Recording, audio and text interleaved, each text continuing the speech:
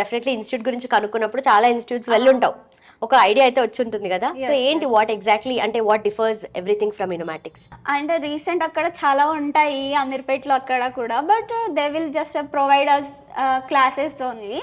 So వాళ్ళ classes మాత్రమే చెప్పేవాళ్ళు అండ్ లైక్ మెంటరింగ్ అలా ఉండేది కాదు. సో అండ్ అక్కడ 2 hours క్లాసెస్ వినేసి వెళ్ళిపోవడమే. బట్ ఇక్కడ ఇనోమాటిక్స్లో అయితే we can learn the course and mentors కూడా హెల్ప్ చేసి రోజంతా ఇక్కడే కూర్చొని అన్ని డౌట్స్ క్లియర్ చేసుకొని చదువుకోవచ్చు. అది బెస్ట్ బెనిఫిట్ ఇక్కడ. సో ఇక్కడ బీటెక్ ఎక్కడ చేసావు? నేను జేఎన్టీయూ సుల్తాన్పూర్లో చేశాను, Medak. Okay okay. So parents ఏం చేస్తారు? మా నాన్న ఫార్మరే, మా మమ్మీ ఇంట్లోనే ఉంటారు. ఓకే. ఉన్నారా సిబ్లింగ్స్? మా అన్నయ్య అండ్ అక్క వాళ్ళు ఉంటారు. ఓకే. వాళ్ళేమన్నారు తెలిసినప్పుడు? మా అక్క వాళ్ళు యాక్చువల్లీ ఏడ్చారు. They feel so proud, like మా చెల్లి వర్క్ చేస్తుంది అని చెప్పేసి. And they both are already married, so they feel so much proud of me. Okay. And my Annaya already he's working, so he told me that yeah, it is a good company, you can join in that. Okay, వాళ్ళకి ఒక idea ఉంది కాబట్టి తెలిసి వచ్చింది.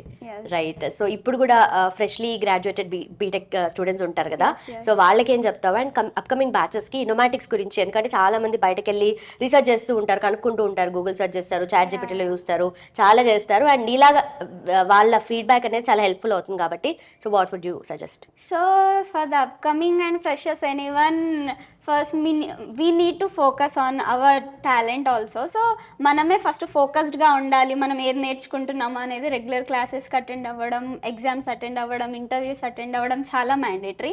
If you are good in that, then they will send your profile to the companies కదా. So we need to be more conscious and more precise to come always to the classes. That is the right. So ఇది third attempt కదా నీకు job placement? yes. Third attempt లో ఇనోమాటిక్స్ నుండి వచ్చింది అంటే first 2 attempts కూడా ఇక్కడ నుండే కదా? ఫస్ట్ 2 attempts ఇక్కడ నుంచే, బట్ నేను సెకండ్ అటెంప్ట్ అవ్వలేదు. సో నాకు ఇది వచ్చేసింది కాబట్టి నేను సెకండ్ దానికి వెళ్ళలేదు. ఓకే. సో ఎందుకంటే ఫస్ట్ వాళ్ళకే ఫోకస్ ఉంటుంది, తర్వాత నీ ఇష్టం అది నీ టాలెంట్ మీద ఆధారపడి ఉంటుంది అంటారు కదా, వాళ్ళు ఇస్తారు అసలు థర్డ్ ఇంటర్వ్యూ?